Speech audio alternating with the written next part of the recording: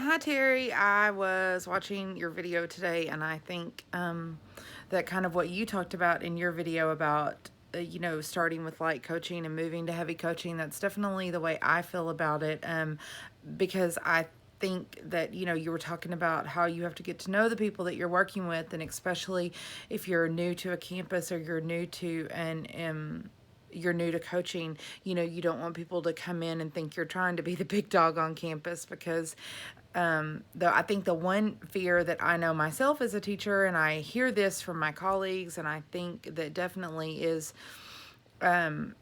a lot of times coaching is asking for help, and that's something that's very hard to do because you're afraid that if you ask for help, then somebody's going to think you're weak and you're not going to be good at your job. And it's like, oh, I need this help, but I don't want to ask for it. So you definitely don't want to coach as a coach. You don't want to come in. You don't want to seem, that you're not humble and that you're not there to help. So I definitely think that's where light coaching comes into play. But like you said, you do have to move to the heavy stuff to really focus on student achievement.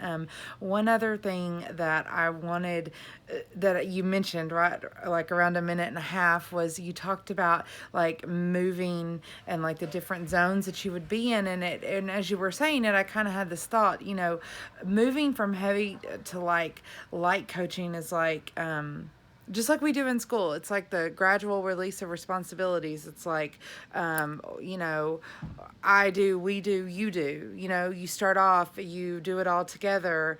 I'm sorry, you start off and, you're modeling, and then you're all doing it together, and then you're doing it by yourself. And when I think of moving from like light to heavy coaching in relationship to that, I think like, you start with the light coaching with like, the very small stuff, and then, you slowly and gradually move to deep coaching, which is where you need to end up. So I don't know if that makes sense to anybody but me, but it's just a thought I had because that's something I use every day in my class. So anyways, thanks for your video.